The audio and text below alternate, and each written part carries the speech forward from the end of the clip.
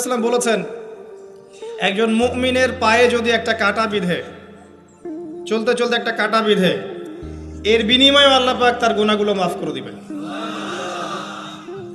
তো যে বিষয়টা বলছিলাম যে আল্লাহ রাব্বুল আলামিন সূরা আরাফের 179 নম্বর আয়াতে বলেছেন যে আমি প্রচুর জিন আর মানুষকে সৃষ্টি করেছি জাহান্নামের জন্য।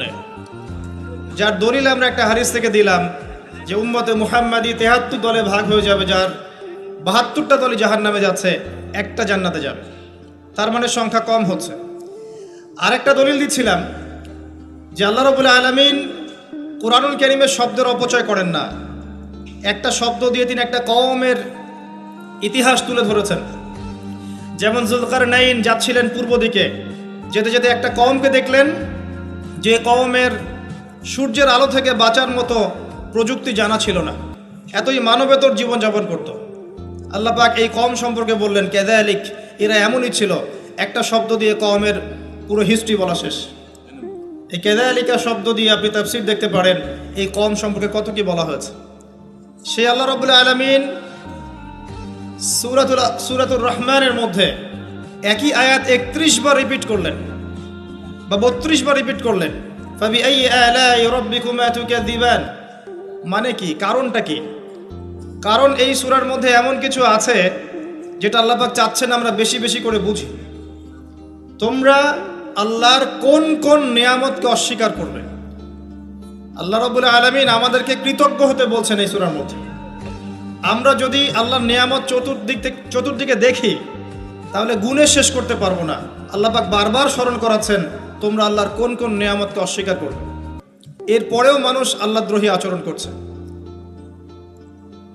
সহিহ বুখারীর মধ্যে 4 বার এই হাদিসটা আসার মানে হচ্ছে যে আল্লাহ পাক এখানেও বোঝানোর চেষ্টা করছেন যে জাহান্নাম থেকে বাঁচার জন্য আমাদের কত সতর্ক থাকা উচিত।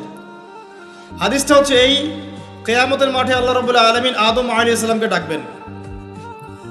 আদম আলাইহিস সালামের নাম তো শুনেছেন, তিনি কে? আদি পিতা।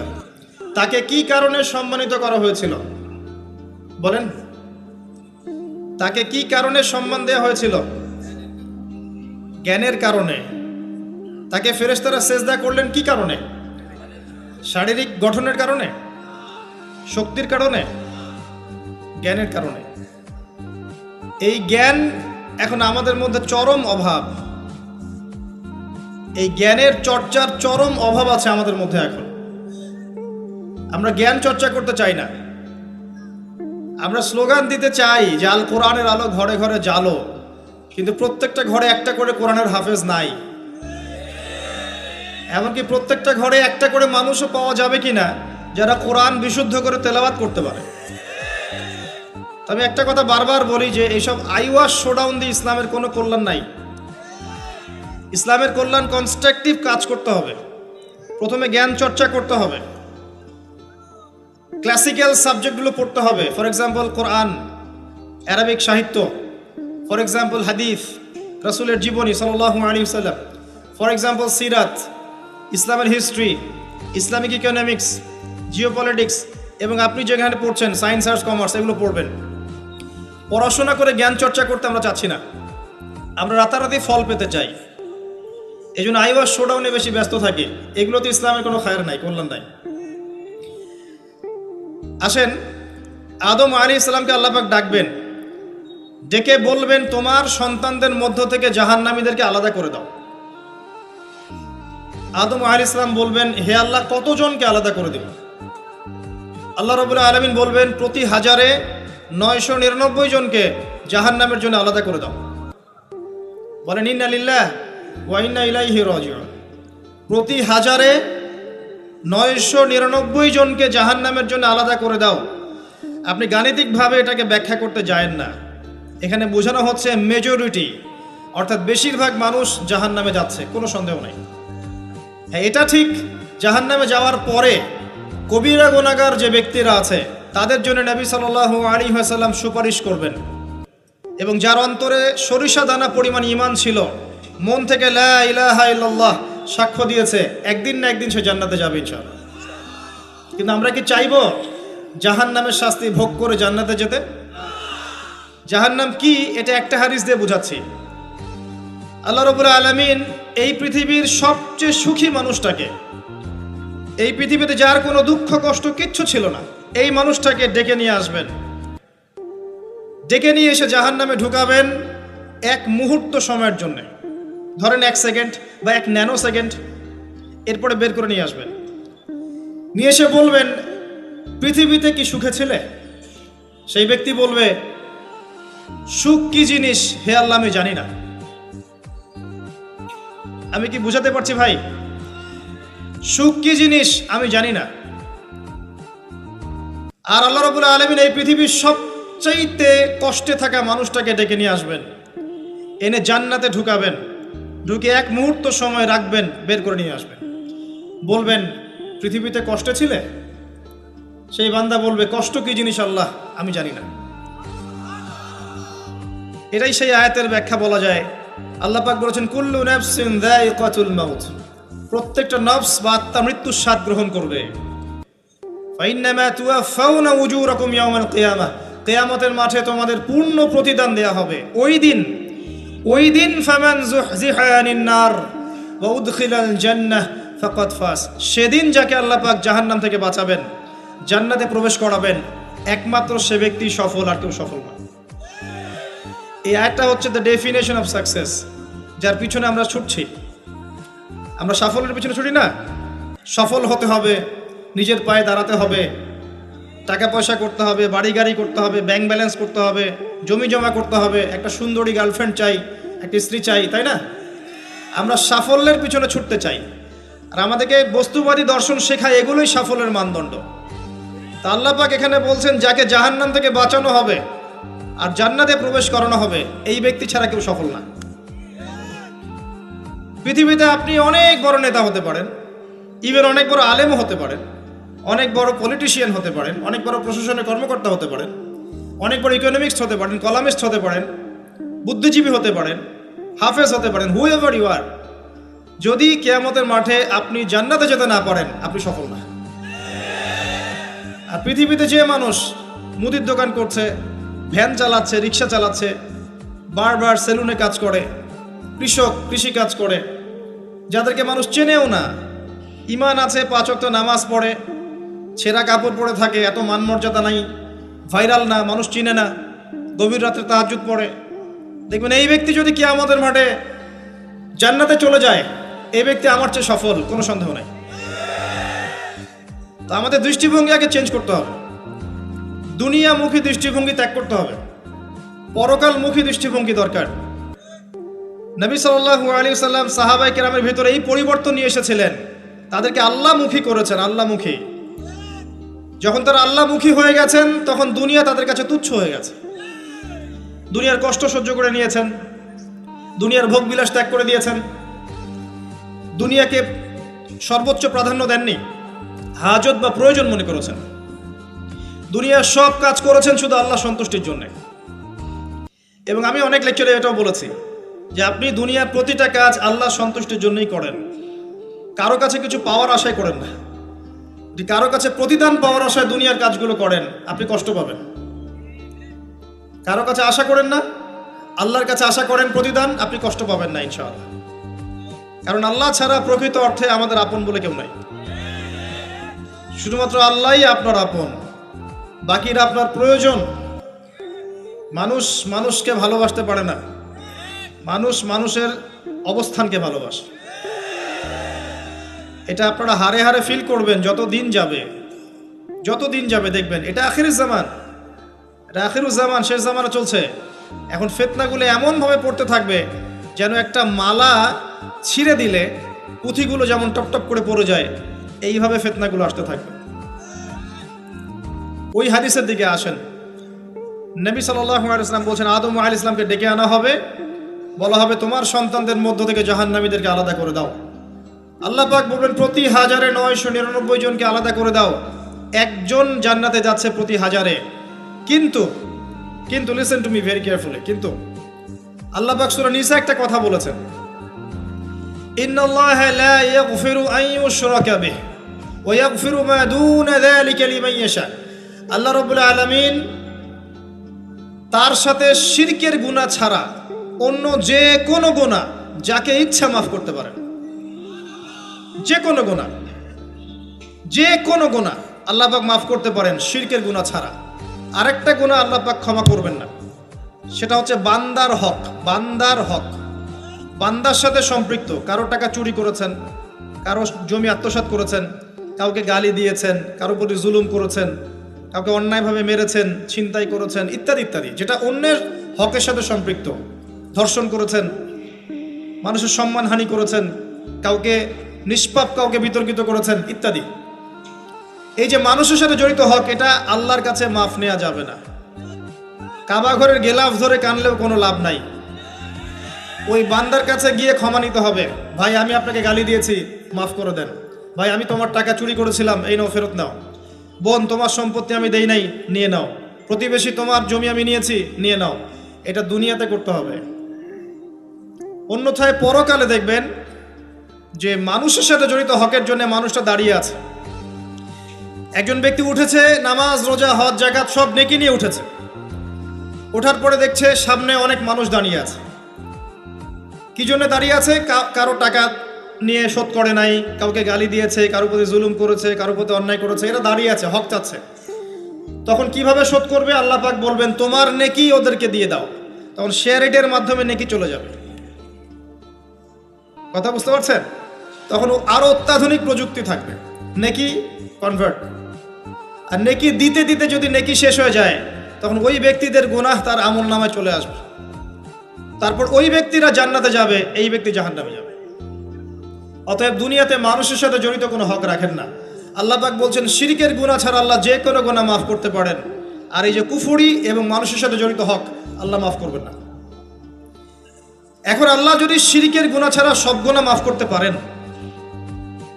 আর আল্লাহ পাক তো ওয়াদা করেছেন নবী সাল্লাল্লাহু আলাইহি ওয়াসাল্লামকে মেরাজের রাতে, যে তোমার উম্মতের যে কোনো ব্যক্তি যদি শিরক না করে আমার সামনে হাজির হয়, আমি তাকে মাফ করে দেব। একটা হাদিসে কুদসির মধ্যে এটাও আছে, হে আদম সন্তান, তুমি যদি আসমান এবং জমিন সমপরিমাণ গুনাহ নিয়ে আমার সামনে দাঁড়াও, কিন্তু আমার সাথে কাউকে শরীক করনি, তাহলে আমি আল্লাহ তোমার সামনে আসমান জমিন সমান ক্ষমা নিয়ে দাঁড়াবো। আবার নবী সাল্লাল্লাহু আলাইহি ওয়াসাল্লাম সুপারিশ করবেন, যার অন্তরে এক জাররা পরিমাণ ঈমান থাকবে, তারা জান্নাতে যাবে। তাহলে কি কারণে 1999 জন মানুষ জাহান্নামে যাবে? উত্তরটা দেন দেখি। তাদের আমল নামায় কিসের পাপ থাকতে পারে? কিসের? এটা বোঝার জন্য কি পিএইচডি করার দরকার আছে? এখন দেখেন, কিছু মানুষ আছে যারা বলছে যে ঈসা ইবনে মারিয়াম আল্লাহর সন্তান। নাউজুবিল্লাহ। এটা শিরক নয়? এবং তাদের সংখ্যা পৃথিবীতে 700-800 কোটির মতো, নাকি আরো কম বেশি হবে, যারা চলে গেছে, যারা আছে এবং যারা আসবে। কিছু মানুষ বলছে ওজায়ের আলাইহিস সালাম আল্লাহর সন্তান। নাউজুবিল্লাহ।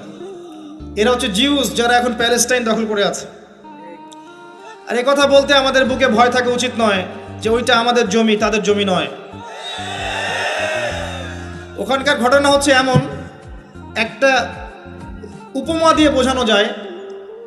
মনে করেন আপনি আপনার ঘরে বসে আছেন, আপনার দরজায় একজন মেহমান এসেছে। মেহমান নক করছে, ঠক ঠক ঠক। ভাই, আমাকে একটু হেল্প করেন, আমি খাইনি অনেক দিন, আমার কাপড় নাই, আমার খাবার নাই, আমার থাকার জায়গা নাই, একটু আশ্রয় দেন। আপনি মাশাআল্লাহ মুসলিম, দয়া পরবশ হয়ে দরজা খুলে দিলেন, তাকে ড্রয়িং রুমে বসালেন, সুন্দর করে খাওয়ালেন, কাপড় দিলেন, রেস্ট করার জায়গা দিলেন।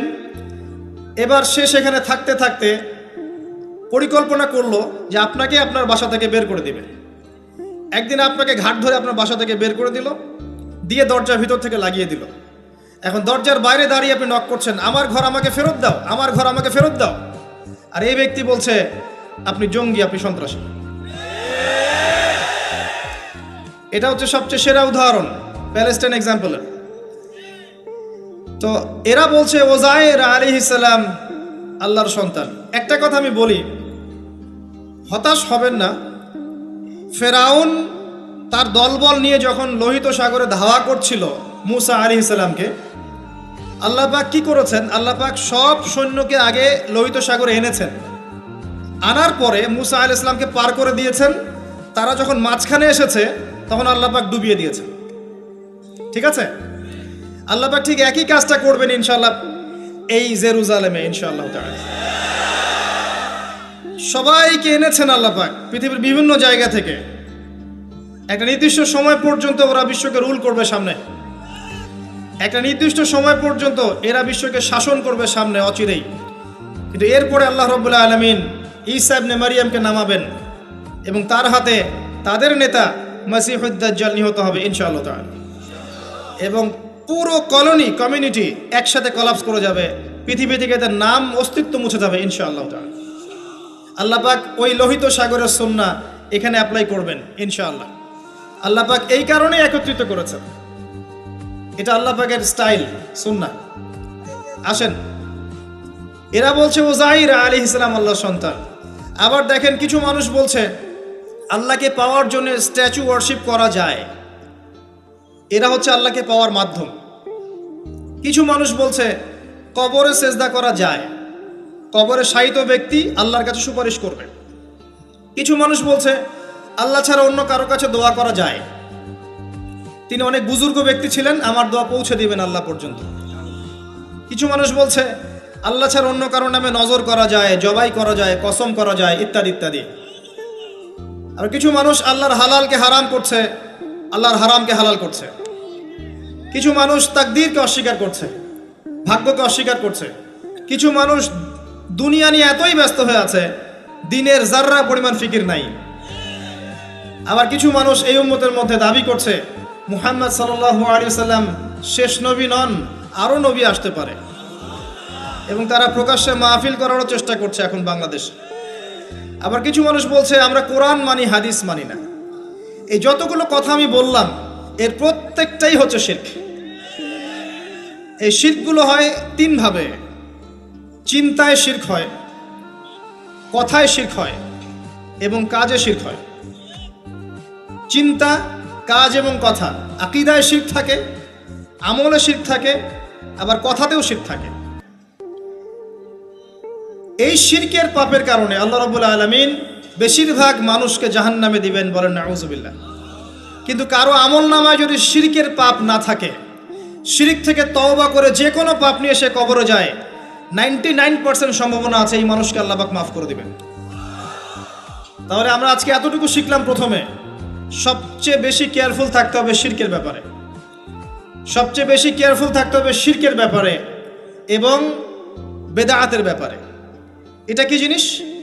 বেদাত হচ্ছে এমন জিনিস মানে আমিলা আমালান লাইসা আলাইহি আমরুনা ফাহুয়া রাদ। নবী সাল্লাল্লাহু আলাইহি ওয়াসাল্লাম বলেছেন, কেউ যদি এমন কোনো কাজ করে ইসলামের মধ্যে যে কাজের পিছনে আমার কোনো দলিল নাই, প্রমাণ নাই, আমার পক্ষ থেকে কোনো আদেশ নাই বা নিষেধ নাই, কোনো হুজ্জত নাই, এটাই বেদাত, প্রত্যাখ্যাত।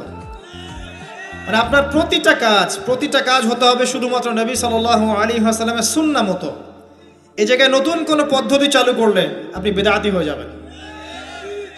বেদাতির পরিণতি কি? তার সমস্ত আমলগুলোকে আল্লাহ পাক ধুলো বানিয়ে দিবেন। দলিল সূরা ফুরকান, সবকিছু বলার সময় পাচ্ছি না মাহফিলে। আরো কি? আরো আছে। বুখারী হাদিসে এসেছে নবী সাল্লাল্লাহু আলাইহি ওয়াসাল্লাম হাউজে কাউসারের সামনে দাঁড়িয়ে থাকবেন এবং এই কাউসারের পানি যে একবার পান করবে কিয়ামতের মাঠে, সে আর কখনো পিপাসার্ত হবে না। নবী সাল্লাল্লাহু আলাইহি ওয়াসাল্লাম পানি পান করাবেন উম্মতকে, হঠাৎ পর্দা পড়ে যাবে। আল্লাহ নবী বলবেন ইন্নাহুম মিন্নি, এরা তো আমার উম্মত। পর্দা পড়ে গেল কেন? তাকে জানানো হবে ইন্নাকা লা তাদরি মা আহদাসা বা'দাক, হে নবী আপনি জানেন না আপনার মৃত্যুর পর এরা আপনার শরীয়তের মধ্যে কত বেদাত চালু করেছিল। তো বেদাতীদের সম্পর্কে নবী সাল্লাল্লাহু আলাইহি ওয়াসাল্লাম বলবেন সুহকান সুহকান লিমান গায়্যারা বা'দি, দূর হও যারা আমার দ্বীনের মধ্যে সংযোজন করেছো, দূর হয়ে যাও। নবীজি অভিশাপ দিবেন, নাউযুবিল্লাহ। আরেকটা মারাত্মক বিষয় হচ্ছে বেদাত করতে থাকলে মানুষ তওবা করে না। একজন চোর তওবা করতে পারে, সে জানে এটা খারাপ কাজ। একজন জেনাকারী তওবা করতে পারে, সে জানে এটা খারাপ। একজন পতিতালয়ের মেয়ে তওবা করতে পারে, সে জানে এটা খারাপ। কিন্তু যে ব্যক্তি ইসলামের কাজ করছে ভালো মনে করে, সে মনে করছে এগুলো কল্যাণের কাজ, ভালো কাজ, সে কখনো তওবা করতে চাইবে না। এই কারণে বেদাতি শেষ পর্যন্ত তওবা করে না। অতএব শিরক আর বেদাতের এই পাপ থেকে দূরে থাকেন। এরপরে আমি সামনে যাই। আরেকটা মেজর জিনিস থেকে আমাদেরকে বেঁচে থাকতে হবে, সেটা হলো হারাম রিজিক। আজকে আমাদের রিজিকের যে সিস্টেমটা আছে, এর মধ্যে বেশিরভাগ পরিবারে হারাম রিজিক ঢুকে গেছে, বলেন নাউজুবিল্লাহ। কেউ সরাসরি হারাম, কেউ ঘুরিয়ে ফিরিয়ে হারাম। সবচেয়ে বড় মারাত্মক যে হারামটা ঢুকেছে তার নাম হচ্ছে রিবা বা সুদ। ম্যাক্সিমাম আমরা সুদখোর। আমার কিসের দাড়ি টুপি এগুলো দেখার প্রয়োজন নাই, আমি নিজেও সুদখোর। কিভাবে? প্রত্যক্ষভাবে না হলে পরোক্ষভাবে। মনে করেন আমি একটা ফ্ল্যাটে ভাড়া থাকি, ফ্ল্যাটের মালিক আমার ভাড়ার টাকা দিয়ে তার ব্যাংকের লোন শোধ করে, পরোক্ষভাবে আমি সুদের সাথে সম্পৃক্ত আছি। আপনি বাঁচতে পারবেন না। এই জামানা সম্পর্কে নবী সাল্লাল্লাহু আলাইহি ওয়াসাল্লাম বলেছেন, এমন একটা জামানা আসবে যেই জামানায় মানুষ সুদ থেকে বেঁচে থাকতে পারবে না। যে বেঁচে থাকার চেষ্টা করবে তার গায়েও সুদের ছিটা ফোঁটা গিয়ে লাগবে, কোনো সন্দেহ নেই, এটা সেই জামানা। টপ টু বটম সব জায়গায় সুদ। আর জানি না এই আয়াতগুলো কোরআনে আছে কি না আদৌ, বা এগুলো মানুষকে শোনানো হয় কি না আদৌ। তা আমি আমার জায়গা থেকে চেষ্টা করছি। আল্লাহ পাক কোরআনে বলেছেন। কে বলেছেন? আল্লাহ বলেছেন। আমি অনুবাদ করছি, আমি জাস্ট অনুবাদক। সূরা বাকারা 279 থেকে পড়া শুরু করেন। আল্লাহ পাক বলছেন, ইয়া আইয়ুহাল্লাযীনা আমানু, হে মুমিনগণ, তুমি যদি মুমিন হয়ে থাকো, হে মুমিনগণ, ইত্তাকুল্লাহ, তোমরা আল্লাহকে ভয় করো। ইত্তাকুল্লাহ, তোমরা আল্লাহকে ভয় করো। ইত্তাকুল্লাহ, তোমরা আল্লাহকে ভয় করো। ওয়াযারু মা বাকিয়া মিনার রিবা, সুদের অবশিষ্ট অংশগুলো ছেড়ে দাও। ইন কুনতুম মুমিনিন, যদি প্রকৃত অর্থে মুমিন হয়ে থাকো। ওয়া ইন লাম তাফআলু, আমি আল্লাহ বলছি তোমরা যদি এটা না করো, ফাযরু বিহারবিন মিনাল্লাহি ওয়া রাসূলিহি, তাহলে আল্লাহ এবং তার রাসূলের সাথে যুদ্ধের ঘোষণা শুনে রাখো। গো অ্যাহেড, এখন রাস্তা আপনার। আমি অনুবাদ করে শুনিয়ে দিয়েছি, আপনার কান পর্যন্ত পৌঁছে গেছে। এখন decision is yours, path is yours, choose your path. রাস্তা আপনার, আপনি ফিক্স করেন কি করবেন। যদি আপনি সুদ খান 1 নাম্বার, অথবা দেন 2 নাম্বার, 3 আপনি সাক্ষী থাকেন, 4 লিখে রাখেন, আপনি সমান পাপী। এই 4 শ্রেণীর মানুষকে নবী সাল্লাল্লাহু আলাইহি ওয়াসাল্লাম অভিশাপ দিয়েছেন, লাআনত করেছেন। আর নবী সাল্লাল্লাহু আলাইহি ওয়াসাল্লাম অভিশাপ নিয়ে যদি আমরা কবরে যাই, তাহলে মান নবিয়ুক উত্তর দিতে পারবো, এটা বিশ্বাস করা বোকামি। তার অভিশাপ নিয়ে যদি আমরা হাসরের মাঠে উঠি, হাউজে কাউসারের পানি পাবো, প্রত্যাশা করাটা বোকামি হবে। তার অভিশাপ নিয়ে যদি আমরা হাসরের মাঠে উঠি, তাহলে তিনি আমাদের জন্য সুপারিশ করবেন, এটা ভাবা বোকামি হবে। মেরাজের রাতে আল্লাহ রাসূল দেখে এসেছেন, এক শ্রেণীর মানুষকে রক্তের নদীতে ফেলে মাথা ফাটিয়ে দেয়া হচ্ছে। নবী জিজ্ঞাসা করলেন সাল্লাল্লাহু আলাইহি ওয়াসাল্লাম, এরা কারা হে জিবরাইল?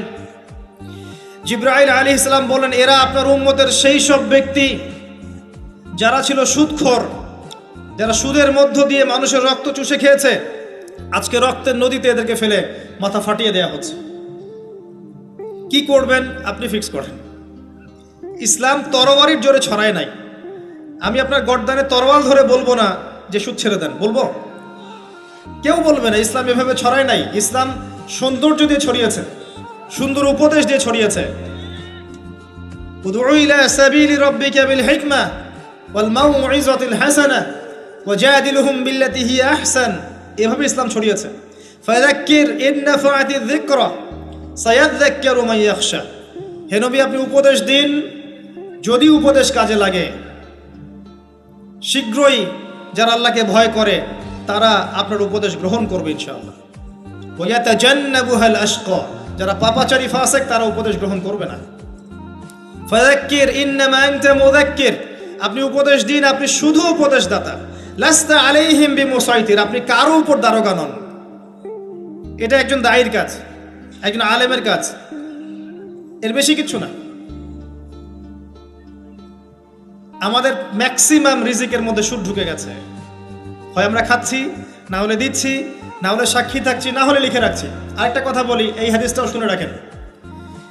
নবী করিম সাল্লাল্লাহু আলাইহি ওয়াসাল্লাম কার নবী? আপনার তো, আপনারই তো নবী।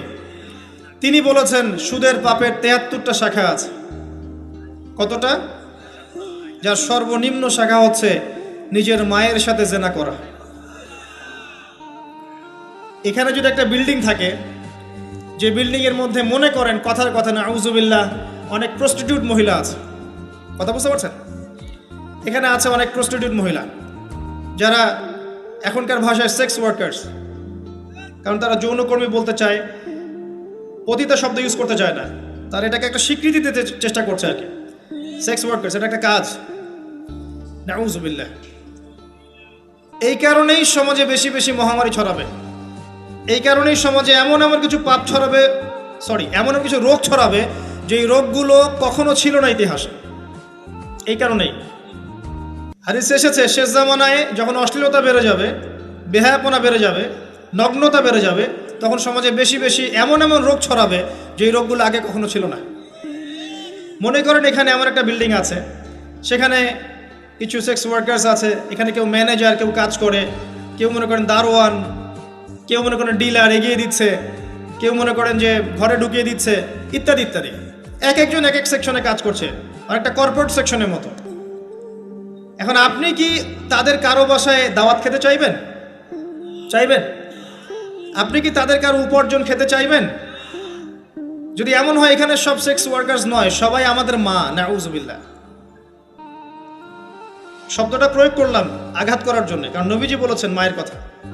মনে করেন এরা সবাই আমাদের মা, নাউযুবিল্লাহ। এখন কি আপনি এটাকে পছন্দ করবেন? এখানে যদি কেউ কাজ করে তার রিজিক খেতে চাইবেন? রিবার মধ্য দিয়ে আমরা এগুলো করছি, কোনো ফিকির নাই, যায় আসে না কাজ কারো কিছু, দিব্যি খাচ্ছে। যখন দেখবেন পাপ করতে করতে করতে করতে আমার মনের মধ্যে কোনো রিয়াকশন হচ্ছে না, তখন বুঝে নেবেন কলব মরে গেছে, ডিস্ট্রয়েড, ডেড হার্ট। হ্যাঁ, একজন মুমিনের পরিচয় হচ্ছে ছোট ছোট পাপ তার কাছে পাহাড়ের মতো মনে হবে, আর একজন ফাসিকের পরিচয় হচ্ছে বড় বড় পাপ তার কাছে মাছির মতো মনে হয়, তাড়ালেই চলে যাবে। আরো আছে, সহিহ বুখারীর একটা হাদিসে নবীজি বলেছেন, যে ব্যক্তি 1 দিরহাম সুদ খায় সে যেন 36 বার জেনা করেছে। একবার জেনা করার শাস্তি 100 বেত্রাঘাত এবং 1 বছরের জন্য বহিষ্কার, যেটাকে আমরা উস্কে দিই এখন বলি কাছে আসার গল্প। একবার সূরা নূর পড়েন, সূরা নূরের প্রথম আয়াতগুলো পড়েন। যদি কেউ জেনা করে একবার 100 বেত্রাঘাত এবং 1 বছরের জন্য বহিষ্কার। আর যদি কোনো বিবাহিত ব্যক্তি করে তার শাস্তি হচ্ছে রজম, পাথর নিক্ষেপ করে হত্যা করা। আর 1 দিরহাম সুদ খেলে আপনি 36টা মেয়েকে রেপ করছেন। এবার চিন্তা করেন, এই শাস্তিগুলো যদি দুনিয়ায় কার্যকর না হয় এবং দুনিয়াতে যদি আমরা তওবা না করে যেতে পারি, পরকালে কার্যকর হবে কোনো সন্দেহ নাই। দুনিয়াতে শোধ করে যাওয়া ভালো পরকালের চাইতে। অতএব আল্লাহর ওয়াস্তে আমি হাত জোর করে রিকোয়েস্ট করছি, আল্লাহর ওয়াস্তে সুদ ছেড়ে দেন। ভ্যান চালায় খান, সবজি বিক্রি করে খান, একটা ছোট কাপড়ের ব্যবসা করে খান, একটা মাছের আড়ত করে খান, গবাদি পশু প্রতিপালন করে খান, কৃষিকাজ করে খান, আল্লাহর ওয়াস্তে সুদে যায় না। আপনার পুরো দুনিয়া এবং আখিরাত বরবাদ হয়ে যাবে এবং আপনি এর মধ্য দিয়ে আল্লাহর সাথে যুদ্ধ করছেন, নবীর সাথে যুদ্ধ করছেন। এর উপরেও আছে পেপার মানির মধ্যে সুদ। ওই যে বললো 1 দিরহাম, এই দিরহাম আবার কি জিনিস? দিরহাম মানে রৌপ্য মুদ্রা। দিনার এটা কি জিনিস? স্বর্ণ মুদ্রা, ইসলামিক মুদ্রা। সেই যে চলে গেছে ব্রিটিশরা আসার আগে, এখন আর দেখা যায় না। একটা গোল্ড কয়েন যার মূল্যটাকে ইকোনমিক্সের ভাষায় বলে ইন্ট্রিনসিক ভ্যালু। এই ভ্যালুটা এই স্বর্ণ মুদ্রার ভিতরেই থাকে। একটা পেপার মানির ভ্যালু, ইন্ট্রিনসিক ভ্যালু এর ভিতরে থাকে না, এর বাইরে থাকে, যেটাকে আপনি নিয়ন্ত্রণ করতে পারবেন, কমাতে পারবেন, বাড়াতে পারবেন। আর এর সাথে যখন পেট্রো ডলার অ্যাড হয়েছে তখন তো মাশাআল্লাহ জুলুম আরও উপরে উঠে গেছে। আর যারা পেট্রো ডলার সিস্টেম চালু করেছে, এইসব ভোগবিলাসী আরবদেরকে আমরা বলি এরা হচ্ছে আমিরুল মুমিনিন, নাউযুবিল্লাহ, সুবহানাল্লাহ। কত অন্ধ হলে মানুষ এদেরকে আমিরুল মুমিনিন মনে করতে পারে, যারা মুসলিমদের প্রপার্টি সব আমেরিকার হাতে তুলে দিয়েছে, আর সেই প্রপার্টি দিয়ে এরা বোম্বিং করে করে সারা বিশ্বের মধ্যে মুসলিম হত্যা করছে। আল্লাহ পাক সেই যে বলেছেন সূরা মাইদার মধ্যে 51 নম্বর আয়াতে, ইয়া আইয়ুহাল্লাযীনা আমানু, হে মুমিনগণ, লা তাত্তাখিযুল ইয়াহুদা ওয়ান নাসারা আউলিয়া, হে মুমিনগণ তোমরা ইহুদি এবং খ্রিস্টানদেরকে বন্ধুরূপে গ্রহণ করো না। কে বলেছেন? আল্লাহর চেয়ে কি আমি জিওপলিটিক্স ভালো বুঝি? আল্লাহর চেয়ে আমি আমার ভালো মন্দ ভালো বুঝি? কাদেরকে? বা'দুহুম আউলিয়া ও বা'দ, যারা একে অপরের বন্ধু, যারা একে অপরের বন্ধু। ওয়া মান ইয়াতাওয়াল্লাহুম মিনকুম ফাইন্নাহু মিনহুম, তোমাদের মধ্যে কেউ যদি ওদের দিকে মুখ ফিরায় সে তাদের অন্তর্ভুক্ত, এই উম্মার কেউ না তারা। সে যেই হোক, বিশ্বের এইসব নামধারী মুসলিম কান্ট্রিদের চাইতে বাংলাদেশের পররাষ্ট্রনীতি অনেক ভালো আছে, হাজার গুণে ভালো আছে। কি মনে করেন আপনি? এসব ফাসেকা জালেমদেরকে আপনি আমিরুল মুমিনিন মনে করছেন? আল্লাহ পাক বোঝার তৌফিক দান করুন। আসেন, রিবার কথা বলতে গিয়ে কথাটা আসছি, ইন্ট্রিনসিক ভ্যালু বলে একটা বিষয় আছে। এত ডিটেলস বিষয় মাহফিলে বলা সম্ভব না। এতটুকু বলবো যে ইনশাআল্লাহু তাআলা আপনি যদি আপনার সম্পদকে সাস্টেইনেবল অ্যাসেটে রূপান্তরিত করেন, আগামী দিনগুলোতে আপনি ইনশাআল্লাহ জিতবেন, আদারওয়াইজ হেরে যাবেন। ফর এক্সাম্পল, আপনি যদি আপনার সম্পদকে জমিতে কনভার্ট করেন, গবাদি পশুর প্রজেক্ট করেন, আপনি যদি মাছের প্রজেক্ট করেন, ব্যবসা ইনভেস্ট করেন, বা কিছু গোল্ড রাখেন, কিছু সিলভার, কিছু আপনার রূপা রাখেন, ইত্যাদি ইত্যাদি, পরবর্তী সময়গুলোতে গিয়ে আপনার সম্পদের মান কমে যাবে না, ইনশাআল্লাহ বাড়বে। আপনি সমস্ত সম্পদ যদি পেপার মানির মধ্যে রেখে দেন, আস্তে আস্তে আপনার সম্পদের মান কমবে। সামনে 10, 15, 20, 30 বছর পর আপনি সম্পদ হারাবেন। এর চেয়ে বেশি কিছু আমি বলতে পারবো না, বাকিটা আপনারা পড়াশোনা করে বুঝে নেবেন। যেটা বলতে চাচ্ছি, ইকোনমিক সেকশনে আমরা সবাই মোটামুটি হারামের সাথে সম্পৃক্ত। এর পাশাপাশি আছে আবার ঘুষ, আছে না? না দিলে চাকরি হয় না, সুবহানাল্লাহ। আবার অনেক আলেম ফতোয়া দিচ্ছে এখন, তুমি যদি যোগ্য হয়ে থাকো কিন্তু তোমাকে জব দিচ্ছে না, তাহলে তোমার জন্য ঘুষ দেওয়া জায়েজ। সুবহানাল্লাহ, কত ঘুরিয়ে ফিরিয়ে জায়েজ করছি আমরা, আল্লাহ ভালো জানেন।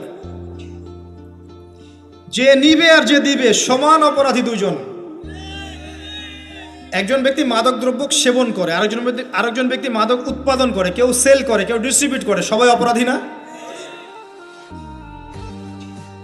এরপরে আবার আছে দেখবেন অন্যের সম্পদ আত্মসাৎ করা। দুর্নীতি করছি, অন্যের সম্পদ আত্মসাৎ করছি।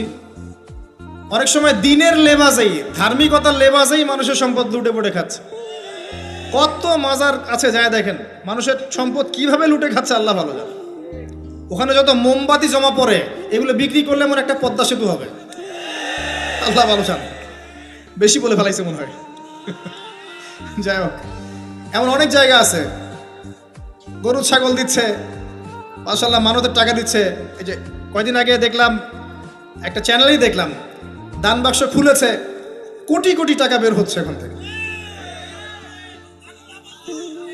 জি, আমি মনে করতে পারছি না, বাট আমি দেখেছিলাম।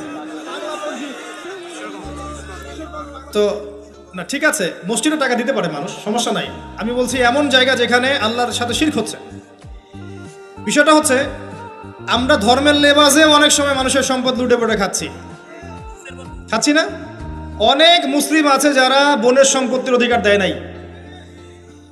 আল্লাহর রাস্তায় সময় দিয়ে আসে, চিল্লা দিয়ে আসে, বলছে যে আমার বোন তো আমাকে সম্পত্তি দান করে দিয়েছে, মাশাআল্লাহ। তার মানে কেমনে দান করছে ভাই? তো বলে আমি ওকে বলছি তুই যদি আমাকে দিস তো সওয়াব হবে। তো দিয়ে দিচ্ছে, মাশাআল্লাহ। তো বললাম যে আপনি মরার আগে ওটা তাকে সওয়াবের আশায় দিয়ে দিয়েন, এই অবস্থায় মরেন না। আমরা অনেক সময় ধর্মের লেবাজেও মানুষের সম্পদ আত্মসাৎ করি, কোনো সন্দেহ নাই। আল্লাহ পাক আমাদেরকেও হেফাজত করুন, আমিন।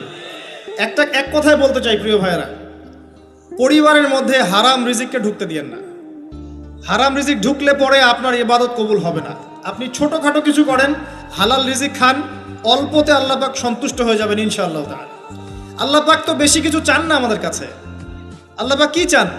আমরা তাকে ভালোবাসি, আমরা তার জন্য আমাদের ইবাদতগুলো ঢেলে দেই, তার সাথে শিরক না করি, তার নবীর সুন্নাহ মতো চলি, একটু হালাল খাই, একটু পর্দা করি, বাচ্চা কাচ্চাদেরকে ইসলামী আদর্শে বড় করি, পরিবারের আদর্শটা একটু ঠিক করি।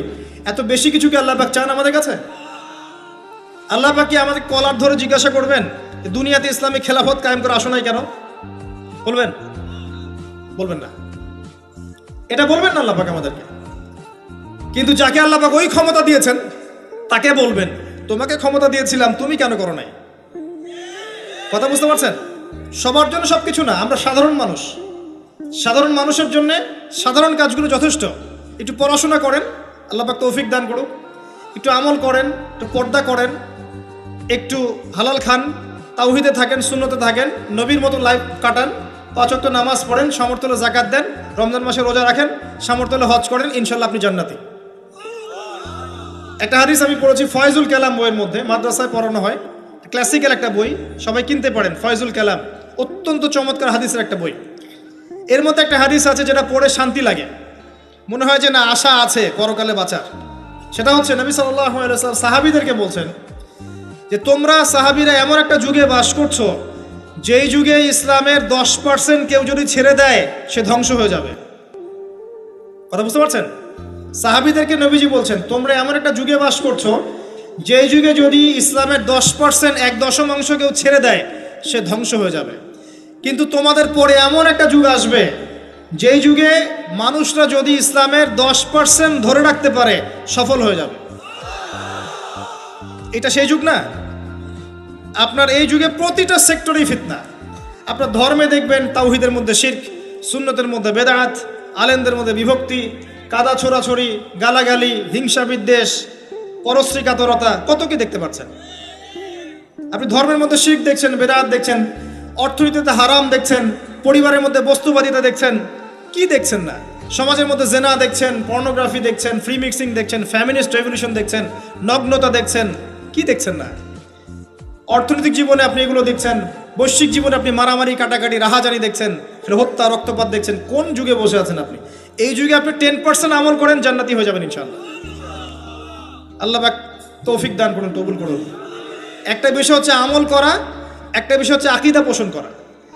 আমি যদি আকীদা পোষণ করি যে ইসলামের মধ্যে, কোরআন এবং সুন্নাহর মধ্যে প্রতিটা বিষয়ের সমাধান আছে, এটা যদি আপনি বিশ্বাস করেন, এরপরে অল্প আমল করেন, কোনো সমস্যা নেই ইনশাআল্লাহ। কারণ আপনার আকীদা ঠিক আছে। আপনি আমল করতে পারেন নাই, কিন্তু আকীদা ঠিক ছিল। আপনি মেনে নিয়েছেন লা ইলাহা ইল্লাল্লাহ, কোনো ইলাহ নেই আল্লাহ ছাড়া, মুহাম্মাদুর রাসূলুল্লাহ, কোরআন হুজ্জাতুল্লাহ, কোরআন আল্লাহর হুজ্জা, সুন্নাহ তরিকাতুন নবী, এটা আল্লাহর নবীর তরিকা। এগুলোর মধ্যে সব কিছুর সমাধান আছে, এটা আপনি মেনে নিয়েছেন মন থেকে। এবার আমল করতে গিয়ে আপনি পারছেন না। নামাজ পড়ছেন 5 ওয়াক্ত, হয়তো পরিবারটা ঠিক মতো করতে পারছেন না, চেষ্টা করছেন, হালালে থাকার চেষ্টা করছেন, কখনো কখনো হারাম ঢুকে যাচ্ছে, আপনি চেষ্টা চালিয়ে যাচ্ছেন ক্রমবর্ধমানভাবে, কিন্তু আপনি আকীদা রাখেন এটাই চূড়ান্ত, এটাই সঠিক, ইনশাআল্লাহ আল্লাহ পাক আপনার সব গুনাহ মাফ করে দিবেন। আর একজন ব্যক্তি আকীদাই রাখে না, সে মনে করে ইসলাম ওই যুগে চলতে, ওই যুগে চলে না। সে মনে করে কোরআন এবং সুন্নাহ সবকিছু নাই, আমার মস্তিষ্ক প্রসূত বুদ্ধি সবকিছু। কেউ মনে করে সায়েন্সই সবকিছু, কেউ মনে করে মানব রচিত বিধানই সবকিছু। কেউ যদি এগুলোকে চূড়ান্ত মনে করে তখন আমল আর কাজে আসবে না। এই বাতিল আকীদা নিয়ে বেশি বেশি আমল করেও লাভ নাই। আকীদা আগে স্পষ্ট করতে হয়, পরিষ্কার করতে হয়। আল্লাহ পাক আমাদেরকে পরিচ্ছন্ন আকীদা দান করুন, আমিন। রিজিকের ব্যাপারে প্রিয় ভাইরা সচেতন হয়ে যান। এরপরে চলে আসেন একটা মৌলিক জায়গায় আসবো, ফ্যামিলি। এখানে মা বোনরা আছেন, এখানে অনেক যুব সমাজের তরুণ তরুণীরা আছে, আমাদের পিতৃমহ অনেক আমাদের পিতামহরা আছেন। এটা একটা ভালো সুযোগ এই পরিবার সম্পর্কে দুটো মৌলিক কথা বলার জন্য। আমি অনেক দিন থেকে চাচ্ছিলাম এমন একটা পরিবেশ। লিসেন ভাই, আল্লাহ পাক একটা আয়াতে বলেছেন, সূরা তাহরিম আয়াত নাম্বার 6, ইয়া আইয়ুহাল্লাযীনা আমানু, হে মুমিনগণ, কু আনফুসাকুম, নিজে জাহান্নামের আগুন থেকে বাঁচো, ওয়া আহলিকুম নারা, তোমার পরিবার বর্গকে বাঁচাও, আলাইহা মালাইকাতুন গিলাজুন শিদাদ, যেই জাহান্নামে কঠোর মনের ফেরেশতা আছেন, লা ইয়াসুনাল্লাহা মা আমারহুম ওয়া ইয়াফআলুনা মা ইউমারুন, আল্লাহ পাক তাদেরকে যে আদেশ করেন সে আদেশ পালনে তারা বিন্দুমাত্র ভূক্ষেপ করে না, মানে বিন্দুমাত্র গাফেলতি করে না। আল্লাহ পাক ভয় দেখাচ্ছেন জাহান্নামে এমন ফেরেশতা আছেন, আল্লাহ যা আদেশ করবেন তাই করবে। এই জাহান্নাম থেকে নিজে বাঁচো, পরিবার বর্গকে বাঁচাও। নিজে বাঁচবো কিভাবে? আমি বলে দিয়েছি কিভাবে। আপনি জ্ঞান অর্জন করবেন, আমল করবেন, হালাল খাবেন, তাওহীদে থাকবেন, সুন্নতে থাকবেন, ইনশাল্লাহ বেঁচে যাবেন।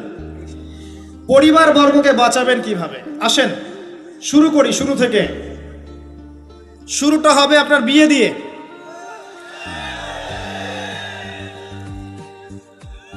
এত এক্সাইটেড হওয়ার কিছু নাই, কারণ এটা এমন একটা বিষয় যেটা করেন নাই বলে এক্সাইটমেন্ট বাড়ছে, করার পরে পস্তাতেও পারেন। এটা এমনই দিল্লি কা লাড্ডু, যে খাবে সেও পস্তাবে, যে খাবে না সে বেচারাও পস্তাবে। তবে আপনারা খেয়ে পস্তান আলহামদুলিল্লাহ। এমনভাবে শুরু করেন না পরিবারটা যে আপনি একজন তরুণী, আপনি একজন তরুণ বিয়ে করছেন, বিয়ের সময়ে দিনদারিতা বাদ দিয়ে অন্য কিছু দেখতে যায় না। যদিও বা অর্থ সম্পদ, বংশমর্যাদা, সৌন্দর্যের কথা হাদিসে এসেছে, হাদিসটা এমন নয় যে তোমরা 4টা গুণ দেখেই বিয়ে করবো, এমন নয়। হাদিসটা এমন নয়, অনুবাদটা অনেকেই ভুল করে। হাদিসে বলা হয়নি কখনো 4টা গুণ দেখেই বিয়ে করো, এটা নয়। বরং বলা হয়েছে 4টা গুণ দেখে বিয়ে করা হয়। কথা কি বুঝতে পারছেন? কেউ এটা দেখে, কেউ এটা দেখে। তোমরা দিনদারিতা দেখো, না হলে তোমাদের হাত ধুলোয় ধূসরিত হবে। হাদিসটা এমন। এক্ষেত্রে কি আমরা বলবো, প্রথমত বিয়েটাকে সহজ করে দেন। বিয়েটাকে সহজ না করলে সমাজে জেনা বাড়তে থাকবে, এবং জেনা বাড়ার কারণ আছে। যখন পর্নোগ্রাফিটাতে ফ্রি অ্যাক্সেস দেওয়া হয়েছে, মানুষ রাতের বেলা পর্ন দেখতে পারে, কেউ বাধা দেওয়ার নাই। উপরের সেকশন থেকে কিন্তু এটাকে বন্ধ করে দেওয়া যেত। পৃথিবীর অনেক কান্ট্রি আছে যেখানে অনেক কিছু চলে না। চাইনিজরা ফেসবুক ইউজ করে না, করে? ওরা কি উন্নত জাতি না? ওরা তো এখন আমেরিকাকে যদি বলে ওঠো উঠবে, আমেরিকাকে বসতে বলে বসবে। ওরা এমন জায়গায় চলে গেছে। ওই ইউক্রেন ইস্যু নিয়ে আমেরিকা, ন্যাটো আর এই ব্রিটেন আর ফ্রান্স আর ইসরায়েল কিছুই করতে পারবে না ইনশাআল্লাহ। বিকজ এখানে একটা বড় অ্যালায়েন্স আছে চায়না এবং রাশিয়ার, কিছুই করতে পারবে না। বরং এর যে উদ্দেশ্যে এটা কাজ করেছিল তারা, এটাতে সফল হবে না তারা ইনশাআল্লাহ। আজকের টপিক এটা না, আমি এদিকে যাচ্ছি না। মূল বিষয়টা হচ্ছে যে সহজ করতে হবে বিয়েটাকে। উপযুক্ত বয়স হয়ে গেলেই একটা উপার্জনের সোর্স খুঁজবেন আগে। বেকার অবস্থায় বিয়ে করতে যায় না, উপার্জনের সোর্স খুঁজবেন, তারপরে আপনি আপনার পরিবারকে বলবেন আমার বয়স হচ্ছে, আমাকে বিয়ে দাও।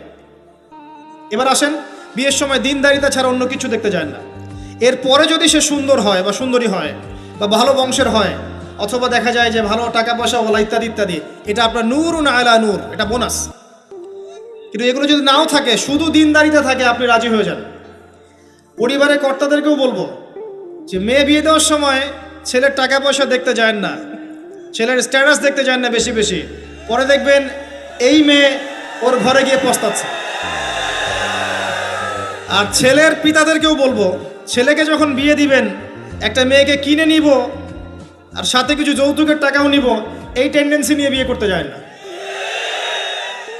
ওই বিয়েতে বারাকা বেশি, যেখানে খরচ কম, যেখানে বেশি হট্টগোল নাই।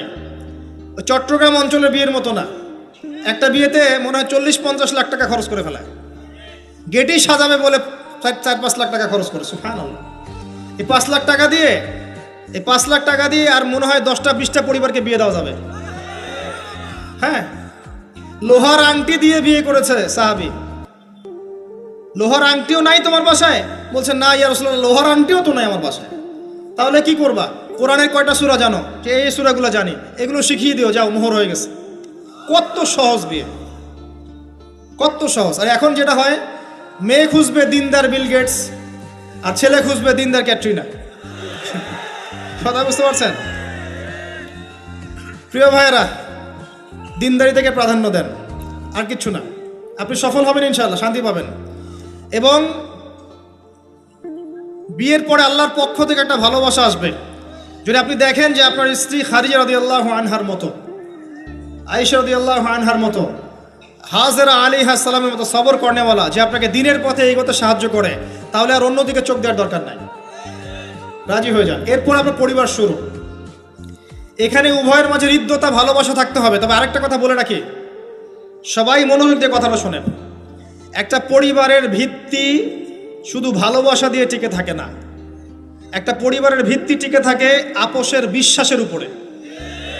একে অপরকে বিশ্বাস করতে শিখতে হবে, একে অপরকে শ্রদ্ধা করতে হবে, একে অপরের সম্মান দিতে জানতে হবে। আপনাকে আপনার স্ত্রীকে আপন মনে করতে হবে, আপনাকে আপনার স্বামীকে আপন মনে করতে হবে। বাইরের মানুষ আপন নয়, এরা আপন আপনার। একজন লেবাস, পোশাক। এরপরে আপনি মোহর শোধ করেন, আপনি সন্তান সন্ততি নেন, সন্তান সন্ততিদেরকে আল্লাহর এবং তার রাসূলের আদর্শে বড় করে তোলেন। পরিবারের মধ্যে তালিম চালু করেন, তালিম। পরিবারের মধ্যে তাওহীদ রাখেন, সুন্নত রাখেন, একসাথে খেতে বসেন। স্ত্রীকে হাদিয়া দেন, স্ত্রীকে গিফট দেন, তাকে মাঝে মাঝে ঘুরতে নিয়ে যান, তাকে নিয়ে রিফ্রেশমেন্টে যান, তাকে সময় দেন, তাকে টাইম দেন, তাকে সময় দেন। নবী সাল্লাল্লাহু আলাইহি ওয়াসাল্লাম আয়েশা রাদিয়াল্লাহু আনহার কোলে মাথা রেখে কোরআন তেলাওয়াত করতেন, তার সাথে চাঁদনি রাতে দৌড়েছেন এবং চাঁদ দেখেছেন, সফর করেছেন, রাতের বেলা হেঁটেছেন, সময় দিয়েছেন, খালি পায়ে হেঁটেছেন। সময় দেন। এখন এমন একটা অবস্থা যে পুরুষদেরকে মনে করা হয় যে তারা হচ্ছে মানি মেকিং মেশিন, তারা খালি টাকা পয়সা মেক করবে, আর স্ত্রীরা হচ্ছে ওই চুলা ঠেলবে সারাদিন। আমরা এমন মনে করে নিই আর কি। আবার এই যে ফ্যামিনিস্ট রেভলিউশন যখন থেকে আসছে, ফ্যামিনিস্ট রেভলিউশন কি জিনিস? দাজ্জালের ফলোয়ার্স আর কি, যে মেয়েদেরকে আপনি ঘরে রাখতে পারবেন না। তো তারা যখন থেকে এসেছে, ইমার্জ করেছে, তখন থেকে তার একটা কনসেপ্ট দিয়েছে যে পুরুষ আর নারী একে অপরের প্রতিদ্বন্দ্বী। দেখবেন প্রতিদ্বন্দ্বিতামূলক কথাবার্তা বলে। স্বামীর মুখের উপর তর্ক করতে যাবেন না। স্বামীকে বাইরের অনেকগুলো বিষয় ফেস করতে হয়। একজন স্বামী মনে করেন প্রশাসনে চাকরি করে, তাকে তার ডিউটি ফেস করতে হয়, তার বসকে মেনটেন করতে হয়, তার এগুলো সামলাতে হয়, তাকে বাজারঘাট করতে হয়, সারাদিন পরিশ্রম করে সে বাসায় ঢোকার পরে আপনি মুখটা গোমরা করে বসে থাকেন।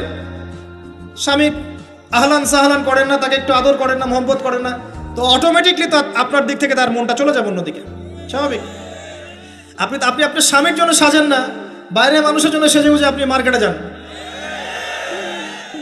প্রবলেম সেগুলা। এরা মনে করে স্বামী স্ত্রী একে অপরের প্রতিদ্বন্দ্বী, অথচ এরা একে অপরের পরিপূরক। একে অপরের পরিপূরক। উভয় হৃদ্যতা ভালোবাসায় পরিবার গড়ে ওঠে। যে পরিবারের মধ্যে হৃদ্যতা ভালোবাসা আছে, ওই পরিবারের বাচ্চা কাচ্চারা দেখবেন বড় আলেম হবে, বড় নেতা হবে, বড় কিছু হবে ইনশাআল্লাহ। যেখানে এগুলো নাই, ওই সন্তানরা বড় হয় হতাশার মধ্যে, কাজের বুয়ার কাছে, ডে কেয়ার সেন্টারে। এরা তো বড় হয়ে জঙ্গি হবেই, সন্ত্রাসী হবেই, স্বাভাবিক। ভালো প্যারেন্টিং দিতে পারে নাই। এরকম না বিষয়টা। সময় দিতে হবে, একে অপরের দায়িত্ব বুঝতে হবে, আপোষের মধ্যে বিশ্বাস থাকতে হবে, ভালোবাসা থাকতে হবে এবং সবরের মানসিকতা থাকতে হবে। মেয়েদের ব্যাপারে বলাই হয়েছে তারা বাঁকাহার, অতএব চাপ দিতে যায় না, ভেঙে যাবে। চাপ দিতে যায় না, ভেঙে যাবে। ওই অবস্থায় ছেড়ে দিলে ওই অবস্থায় থেকে যাবে। একটা কথা আমি বলি, আমি শিখেছি আমার লাইফ থেকে, আল্লাহ পাকের প্রতিটা সৃষ্টি এক একটা রূপক মেসেজ দিচ্ছে। জানেন, রাবার গাছ দেখেছেন? রাবার গাছ, যে গাছ থেকে রাবার হয়, গাছটাকে দেখবেন পরিচ্ছন্ন, গাছটা পরিষ্কার। যে নিজে পরিষ্কার করে সে নিজেও পরিচ্ছন্ন। জমিনের মধ্যে দেখবেন মৃত জমিন, বৃষ্টি পড়লো, সজীব হয়ে উঠল, সবুজ ধান ক্ষেত। এই সবুজ ধান ক্ষেতটা আপনার যৌবন, আস্তে আস্তে ফসল হবে। এই ফসল হওয়ার টাইমটা হচ্ছে আপনার পৌরত্ব। এরপরে ফসলটা কেটে ফেলা হবে। এই ফসলটা আপনার ভালো কাজ, আমল সালেহ, এটাকে রেখে দেওয়া হবে। বাকিটাকে হলুদ বর্ণের যে খড়কুটা, এটাকে জ্বালিয়ে দেওয়া হবে। এই যে ধান গজালো, একটা সিজন গেল, এর মধ্যে আপনার দুনিয়ার জীবনের হায়াতের রূপকতা আছে। জি, পাহাড়কে দেখেন, পাহাড় বিশালতা নিয়ে দাঁড়িয়ে থাকে। ওর গায়ে যতই ঢিল মারেন, লাথি মারেন, সমালোচনা করেন, সে নড়বে না তার জায়গা থেকে। থাকবে, সে ওর জায়গায় স্টিল থাকবে, কিন্তু সে শান্ত থাকে, সে চিল্লাফাল্লা করে না। তাই যারা সাহসী, বীর, তারা বেশি কথা বলে না, শান্ত থাকে। যারা পাহাড়ের মতো দৃঢ়, ওরা বেশি কথা বলে না। সাগরকে দেখেন, বিশাল সাগর। কক্সবাজারে যান, সাগরকে বিশাল সাগর গর্জন করছে, ভিতরে অনেক সম্পদ, অনেক মাখলুক আছে। আপনি সামনে গিয়ে দাঁড়ান, বিনয়ের সাথে আপনার পা ধুয়ে দিবে, কোনো অহংকার করবে না। প্রতিটা সৃষ্টি আল্লাহ পাকের এক একটা মেসেজ দেয়। ঠিক মেয়ে মানুষও একটা মেসেজ দেয়। কি মেসেজ? আল্লাহ পাক মানুষকে সবচেয়ে সুন্দর করে সৃষ্টি করেছেন, আর মানুষের মধ্যে মেয়েদেরকে সবচেয়ে বেশি সুন্দর করে সৃষ্টি করেছেন। আল্লাহ পাকের সবচেয়ে সুন্দর সৃষ্টি হচ্ছে মেয়েরা, এবং তারা খুব নরম হয়, নরম, প্রজাপতি ধরার মতো। প্রজাপতিকে ধাপ করে ধরতে পারবেন না আপনি। শক্ত করে ধরতে গেলে প্রজাপতি নষ্ট হয়ে যাবে, মরে যাবে। প্রজাপতিকে কোমলভাবে ধরতে হবে। ঠিক মেয়েদের সামনেও আপনার কোমল থাকতে হবে। বেশি হার্ড হতে যাবেন, শেষ। আমি আপনার গার্লফ্রেন্ডের সামনে কোমল হতে বলি নাই, আপনার ওয়াইফের সামনে হতে বলেছি। কোমল থাকলে আপনি জিতে যাবেন। দেখবেন দুনিয়ার চিল্লা ফাল্লা করছে আপনার বাসায়, আপনি চুপচাপ আছেন পাহাড়ের মতো, কোমল আছেন। 5 মিনিট পর দেখবেন নিজেই ঠান্ডা হয়ে এসে বলছে আচ্ছা সরি, ভুল হয়ে গেছে। আর যদি আপনি চিল্লা ফাল্লার কাউন্টার দিতে যান, তাহলে দেখবেন সুটকেস গোছানো শেষ, বাবার বাড়ি চলে গেছে। ডিল করা খুব ডিফিকাল্ট। এখানে আপনাকে খুবই সবরের পরিচয় দিতে হবে। আল্লাহ পাক বোঝার তৌফিক দান করুন। আর আমরা মা বোনদেরকে রিকোয়েস্ট করব, 4টা মূলনীতি মেনে কাপড় চোপড় পরবেন। আপনার কাপড়টা এমন হবে না যেই কাপড়টা পরলেও অঙ্গ প্রত্যঙ্গ দেখা যায়, বোঝা যায়, এমন হবে না। কাপড়টা এমন হবে না এত টাইট ফিটিং যে আপনার অঙ্গের উঁচু নিচু অবয়ব বোঝা যায়, এমন হবে না।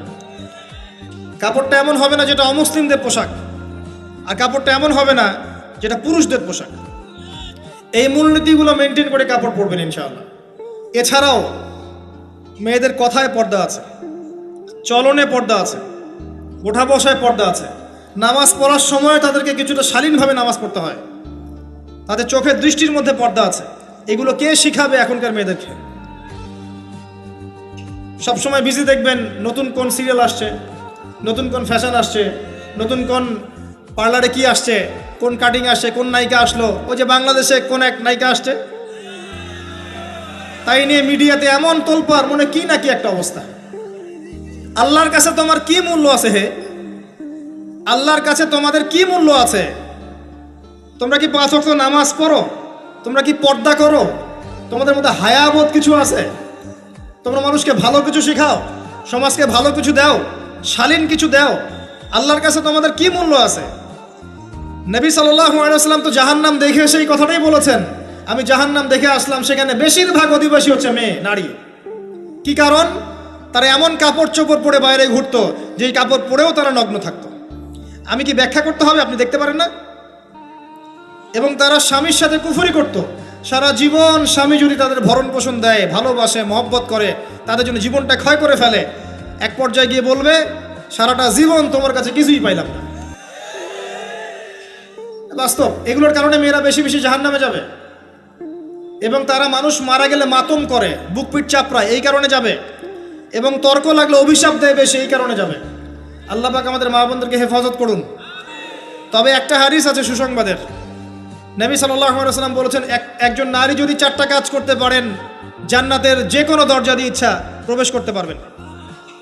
1 নাম্বার 5 ওয়াক্ত নামাজ, 2 নাম্বার রমজান মাসে সওম, 3 নাম্বার আপনার লজ্জাস্থানের হেফাজত অর্থাৎ খাস পর্দা, এবং 4 নাম্বার আপনার স্বামীর আনুগত্য। ফ্যামিনিস্ট আকীদার মেয়ে হলে আনুগত্যকে দাসত্ব মনে করে, স্বামীর আনুগত্যকে তারা দাসত্ব মনে করে। স্বামী কে? স্বামীর সম্মান বোঝেন আপনি? স্বামী কে? যার ব্যাপারে নবী সাল্লাল্লাহু আলাইহি ওয়াসাল্লাম বলেছেন, আমি যদি আল্লাহ ছাড়া অন্য কাউকে সেজদা করতে বলতাম, তাহলে মেয়েদেরকে বলতাম তারা যেন স্বামীদেরকে সেজদা করে। আপনাকে আমি কিভাবে বুঝাবো স্বামী কে, স্বামীর মর্যাদা কোথায়? এগুলো কি ইসলাম মেয়েদেরকে ডমিনেট করছে এগুলো দিয়ে? কেন? এই স্বামী আপনার জন্য সারাটা জীবন ক্ষয় করে ফেলে। একটা চোর পর্যন্ত, একটা চোর, একটা করাপ্টেড মানুষ, দুর্নীতিগ্রস্ত মানুষ, সে চুরি করে, দুর্নীতি করে এনে বাচ্চাকে খাওয়ায়। একটা ধর্ষক পর্যন্ত ওর মেয়েকে আদর করে। পুরুষ মানুষ কি জিনিস কেমন করে বুঝবেন? সারাটা জীবন ক্ষয় করে ফেলায়। যদি আপনি তার আনুগত্য করেন, তার সামনে সুন্দর মতো থাকেন, তার কথার সাথে তর্ক না করেন, ভালোবাসা দিয়ে থাকেন, আপনার জন্য সে জীবন দিতে প্রস্তুত থাকবে। এরকম পুরুষ মানুষ। আপনাদেরকে কেউ চোখ তুলে তাকালে ওর চোখ তুলে ফেলাবে, এরকম পুরুষ মানুষ। আর এখন তো পরিস্থিতি ডিফারেন্ট। বাসায় পুরুষ বাইরের ছেলের সাথে ফোনে প্রেম হয়ে গেছে, পালায় চলে গেছে, বিয়ে করে ফেলছে। দেখবেন বাসায় স্ত্রী আছে, বাইরের মেয়ের সাথে প্রেম করে বিয়ে করা শেষ। বিয়ে করলে সমস্যা নাই, ব্যভিচার করে ফেলছে।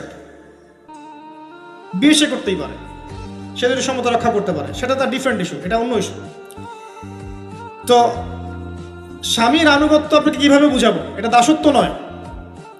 নবী সাল্লাল্লাহু আলাইহি ওয়াসাল্লাম বলেছেন, কোনো স্বামী যদি কোনো স্ত্রীকে চায়, তার প্রয়োজনের জন্য চায়, মহব্বতের জন্য, স্ত্রী যদি চুলায় রান্না করতে থাকে, ওই রান্না ফেলে দিয়ে তাকে আসতে হবে। হাদিস।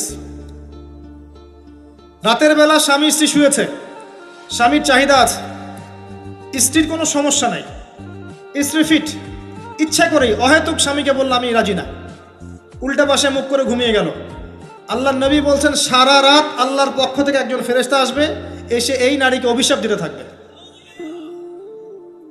এখন এগুলো হাদিস শুনলে বলবে যে ইসলাম তো মেয়েদেরকে ছোট করছে। একজন মেয়ে তার একজন স্বামীর কথা বলছে, স্বামী তার মেয়ে, তার স্ত্রী, তার মা, তার বোন, সবাইকে তার মিরাসের হক দিতে হয়। একজন মেয়ে তার বাবার সম্পত্তি পায়, কোনো কোনো ক্ষেত্রে তার ভাইয়ের সম্পত্তি পায়, তার স্বামীটা তো পাই, তার ছেলেরটাও পায়, নানি হলেও সম্পত্তির হক আছে। একটা মেয়েকে চতুর্দিক থেকে সিকিউর করা হয়েছে ইসলামে। তারপরেও কিছু ফ্যামিনিস্টের কারণে এরা বলবে যে মেয়েদেরকে ইসলাম ছোট করছে। হ্যাঁ, মেয়েদেরকে ইসলাম কেন ছোট করছে? কারণ পর্দা করে যে বাইরে বেরোতে বলেছে, ঢ্যাং ঢ্যাং করে নগ্ন হয়ে বেরোতে নিষেধ করেছে, এই কারণে। যদি বলে যে হ্যাঁ ইসলাম আপনাদেরকে ফ্রি মিক্সিংয়ের স্বাধীনতা দিচ্ছে, আপনারা সবাই ফ্রি মিক্সিং করেন, গেঞ্জি পরেন, টি শার্ট পরেন, স্যান্ডো গেঞ্জি পরে বাইরে ঘুরে বেড়ান, টাইট ফিটিং প্যান্ট পরে বাইরে ঘুরে বেড়ান, সব জায়গায় আপনারা ফ্রি মিক্সিং করেন, পর্ন দেখেন, জেনা করেন, মদ খান, ইসলাম খুব ভালো। তখন তোমাদের জন্য তো ইসলাম নয়, তোমরা জাহান্নামে যাও, আল্লাহর কি আসে যায়? ইসলাম তোমাদের জন্য নয়, তোমরা জাহান্নামে গিয়ে মরো, ইসলামের কিচ্ছু যায় আসে না। আল্লাহর ওয়াস্তে পারিবারিক আদর্শের দিকে ফোকাস করেন প্রিয় ভাই। নিজে জাহান্নামের আগুন থেকে বাঁচান, পরিবার বর্গকে বাঁচান, পরিবার বর্গকে বাঁচান। পরিবার আরেকটা পার্ট হচ্ছে আপনার পিতামাতা। পিতামাতার সাথে খারাপ আচরণ করতে যায় না আল্লাহর ওয়াস্তে। সেই ব্যক্তির জন্য ধ্বংস যার পিতামাতা বেঁচে আছে, তাদের হক আদায় করে সে জান্নাতে যেতে পারলো না, তার জন্য ধ্বংস। আরেকটা অংশ আছে আপনার সন্তান সন্ততি। বাচ্চা কাচ্চার প্যারেন্টিংটা খুব সুন্দর করে করেন। যখন আপনি স্ত্রীর সাথে মিলন করতে গিয়েছেন তখন দোয়া পড়েন, আল্লাহুম্মা বিসমিল্লাহি আল্লাহুম্মা জান্নিবনা শাইতান ওয়া জান্নিবিশ শাইতান মা রাযাকতানা। আমার মনে হয় এখনকার জেনারেশন যেগুলো আছে ফাসেক, মাদক সেবন করে, পর্নোগ্রাফিতে আসক্ত, ইয়াবাখোর, স্মাগলিং করছে, চুরি করছে, হাবিজাবি, ধর্ষণ করছে, আমার মনে হয় না তাদের পিতামাতা তাদেরকে জন্ম দেওয়ার সময় এই দোয়াগুলো পড়েছিল। কারণ পিতামাতাকে দোয়া পড়লে ওই সন্তানকে শয়তান স্পর্শ করতে পারে না। সন্তান হবে, সন্তান ছেলে হোক মেয়ে হোক, আপনার এটা নিয়ে মন খারাপ করার কিছু নাই। একজন কন্যা সন্তানকে লালন পালন করে সৎপাত্রে পাত্রস্থ করলে এই মেয়ে পরকালে আপনার জন্য জাহান্নামের আগুন থেকে ঢাল হয়ে যাবে। যার কাছে দুইজন মেয়ে আছে, দুইটা মেয়েকে সে ভালো করে মানুষ করেছে, নবী সাল্লাল্লাহু আলাইহি ওয়াসাল্লাম বলছেন সে জান্নাতে আমার সাথে এমন করে থাকবে, এইভাবে। কেউ যদি বিধবার দায়িত্ব নেয়, সেও নবী সাল্লাল্লাহু আলাইহি ওয়াসাল্লামের সাথে এইভাবে থাকবে। এতিমের দায়িত্ব নেয়, এইভাবে থাকবে। ফ্যান্টাসিতে ভুগছেন, একটা এতিম মেয়েকে বিয়ে করেন, একটা অসহায় তালাকপ্রাপ্ত মেয়েকে বিয়ে করেন, একটা বিধবা মেয়ে যার স্বামী মারা গেছে, কেউ নাই দেখার, তাকে বিয়ে করেন, তারপরে বোঝা যাবে আপনার মধ্যে কতটুকু দিন আছে। আর বর্তমান সভ্যতা আমাদের কি সমাধান দিবে? সবাই যদি দিনদার একটা করে ক্যাটরিনা খোঁজে, এই এতিম, এই বিধবা, এই যাদের দেখার কেউ নাই, এই মেয়েগুলা কি রাষ্ট্রের সম্পত্তিও থাকবে? এদের দায়িত্ব কে নিবে? পুরুষরা যদি দায়িত্ব না নেয়, কে দায়িত্ব নিবে? এখন কেউ যদি ওদের দায়িত্ব নিতে যায়, তখন তাকে আবার খারাপভাবে উপস্থাপন করা হয়, এই ব্যক্তির মনে হয় চরিত্র খারাপ। কিন্তু এদিকে বাইরে 10টা জেনা করে বেড়াচ্ছে, কোনো সমস্যা নাই, এগুলো উস্কায়। এইসব জাহেলদের জন্য ইসলাম নয়। ইসলামের প্রতিটা বেসিক ফান্ডামেন্টাল মানবতার কল্যাণের জন্যই। এগুলোকে ফরজ করা হয়নি, আপনি নফল, আপনার সামর্থ্য থাকলে আপনি করতে পারেন, না করলে কোনো সমস্যা নেই। কেউ যদি করে যে ইসলাম পরিপূর্ণরূপে পালন করার চেষ্টা করছে, এটার উপরে আমল করার চেষ্টা করছে, তাহলে আপনি তাকে ক্রিটিসাইজ করছেন কেন? কি সমস্যা আপনার? আরেকটা পার্ট হচ্ছে সন্তান সন্ততি। বাচ্চা কাচ্চাকে ছোটবেলা থেকেই মানুষ করতে হবে এমনভাবে যাতে করে বড় হয়ে এরা এই উম্মার খালেদ এবং ওমর হতে পারে। বাচ্চা ছোট বাচ্চাকে আপনি ভালো খাবার দেন, মায়ের স্নেহ দেন, বাবা মার সাথে রাখেন, একটু গ্রাম্য পরিবেশে নিয়ে গিয়ে তাকে বড় করেন। কেন বলছে কথা? এখানে পরিবেশ সুন্দর থাকবে, সে দৌড়াবে ধুলার মধ্যে, মাঠের মধ্যে খেলবে, সুন্দর ভাষা শিখবে। এরপরে তাকে ভালো প্রতিষ্ঠানে পড়ান। প্রতিষ্ঠানটা এমন হবে যে প্রতিষ্ঠানে জেনারেল শিক্ষা, ইসলামিক শিক্ষা একসাথে দেয়া হচ্ছে, সে সব শিখবে। আমার ছেলে কোরআনে হাফেজও হবে, আমার ছেলে ডক্টরও হবে ইনশাআল্লাহ।